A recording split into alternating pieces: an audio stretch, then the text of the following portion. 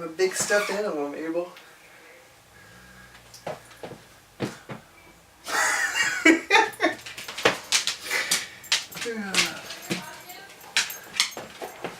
Yeah? You are. Mabel, what's your toy? Is that your toy? I'm your toy, Mabel. That's so comfy. You love it? It's really soft. Alright, it's that time again. It is Monday, and over the weekend I sold 8 items for an average price of $41 each. Really, every one of them was like under $20 except for 2 items. A DVD player and then a dog training collar. If those hadn't sold, it'd be a real low weekend. But here's what sold. A Pioneer DVD recorder. A pair of Grado Labs Prestige Series SR60s. These only work on one side. They sold for, I think, $25. A set of 3 Radio Shack plug-and-play lamp modules. I thought this was pretty neat. It's a Hunter Rayovac flashlight. This swivels here. Just pretty old style. Office Professional Edition 2003. Guitar Hero dongle for PlayStation. This is a Tritronics dog shock training collar. In really clean, good condition. And the last thing is this Retronics, whatever, 90 watt power adapter. I believe this is new as well. Still has the plastic at least and original. So this weekend I sat down and did a lot of listing, like I don't know, right around like 40 or 50 items, and I have not seen a boost in sales like normal. The sales are still slow. So after I get these packaged, I'm gonna take off to the post office and then spend a couple hours at the outlet and just hoping I find some good things, and probably try to hit this week a little bit harder than normal just because of how slow things are. And really that's the only control I have over this. I can't make people buy. Just gonna keep putting stuff up and hope it goes well. So Haley and I are getting stuff around to watch a movie tonight. We just went and picked up firewood. We got it from New Seasons. We paid for 2, and I went to grab 2, and then Haley was like, grab a 3rd one. I was like, Haley, you naughty girl. Okay, so we got 3 of them, and we're gonna get a fire going. And then a while back I was outside talking about all the chestnuts in the yard and how the trees not producing and blah blah blah. The chestnuts, they're just like floppy pieces of meatless skin nuts. Well, every day since then I've been outside and finding, you know, like a couple chestnuts a day that the squirrels dropped or they just didn't get to. So we have quite a bit. So we're going to roast those over the fire, and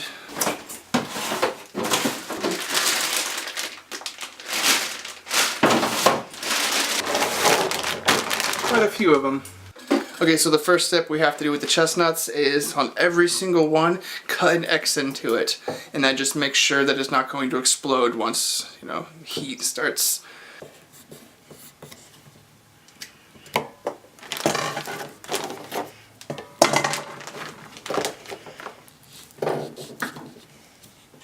We wanted to originally save these for closer to Christmas time, but chestnuts don't really have too long of a shelf life. We kept them out on the counter for about 2 weeks, and then they've been in the fridge for about 2 weeks, and I don't really feel comfortable keeping them much longer than that. Hear a lot of stories about mold, and one way to check for that is to put them in water, and Haley's checking on this to make sure my information is correct. But if they float, they're bad. If they sink, they're fine. Well, the thing is, we just did this, and about 50% of them floated, and I cut open 2 of them, and they looked fine. So, you didn't find out anything? It could just be really dried out. Okay. So, wanna just go for it, and we'll just, I mean, we're not gonna just bite into it, we're gonna peel them, so. Yeah.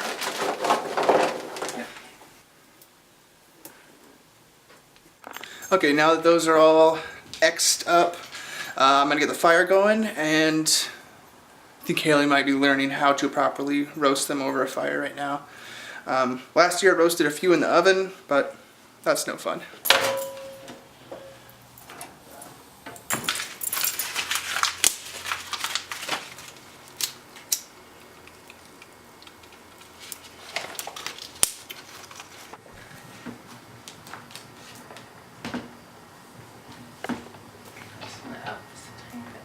So our neighbor got a new projector and he's giving us his old projector, and it's something that we've been looking for like a couple months.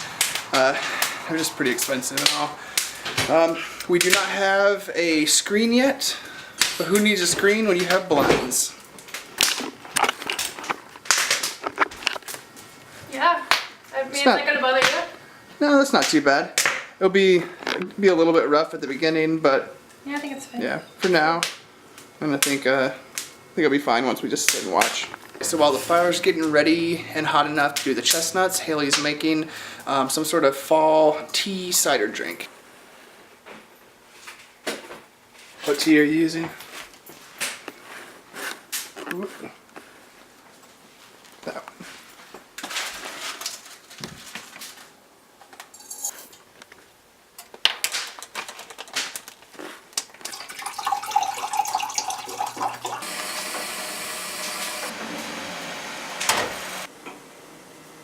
So this is 3/4 cider, 1/4 of that tea. Just like a smoky, tasting, smelling tea. So it's like a campfire cider, whatnot. Okay, so the plan for the chestnut is to get our largest cast iron pan and put a small amount of water in the bottom and then just lay them in there and cook them for a while. One site said I think 5 minutes, another site said 25 minutes, so that's a pretty big difference. So it's just kind of, I guess it depends on temperature. We'll just keep a close eye on them, turn them as they need turned, and then eat some delicious sweet yard chestnuts. Do you want to try this tea? It's always just a tiny little slip. Yep. Just not really sure how much water, but there's that much. It says to put them flat side down, but I don't know how much it would actually matter because I mean they're going to be flipped eventually.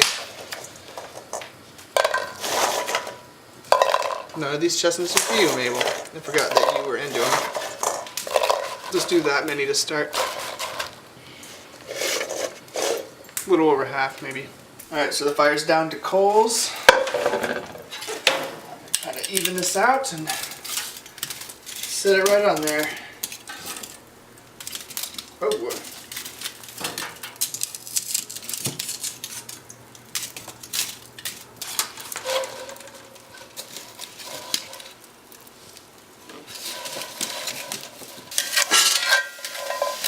So you can see, I don't know if you can see on camera, but the skin's starting to peel away on where we made little slits.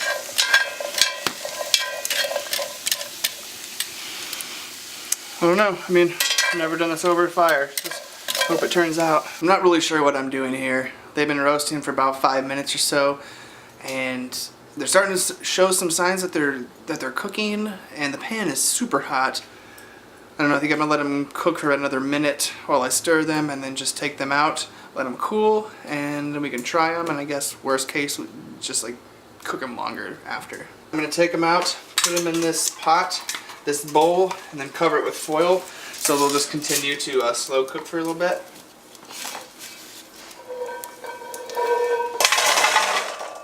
Yeah. And add just the smallest amount of water. Kind of steam them in there, just a little bit. Is this all of them? No. Oh. Ooh, can't really sit on here because of you, Mabel. Okay, so these have been cooling for 20 minutes. This one?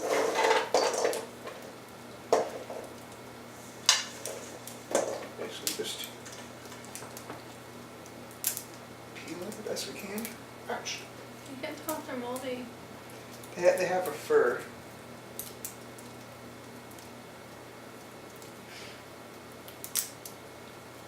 They seem benched. I have no clue. Mabel, no.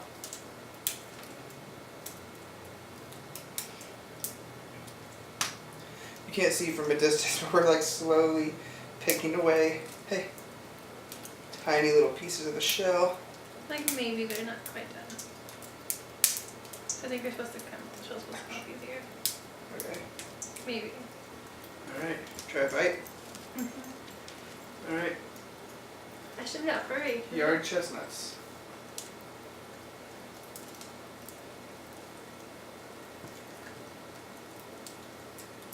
don't know if you're supposed to eat that outer fur or not, I don't think so.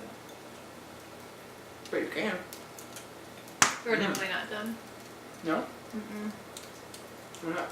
It's really hard. Oh, so you guys are really soft. Is yours soft?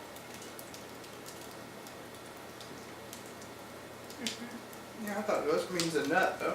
I know, but I guess they're probably fine to eat, but they're supposed to be softer. So here's just a few chunks. There's kind of the, if you can see, kind of the hair that's on there. It's not really, I mean, yeah, it is kind of hairy. Hum. Hum. With the remainder of the chestnuts, I'm just going to put them in the oven. I mean, we're watching a movie and I want to keep it dark, and it just, I don't know. It's just going to be much easier and easier to control temperature. So, there we go. Roasted them on a fire. They are pretty good, although I'm not sure if what we ate was fully done.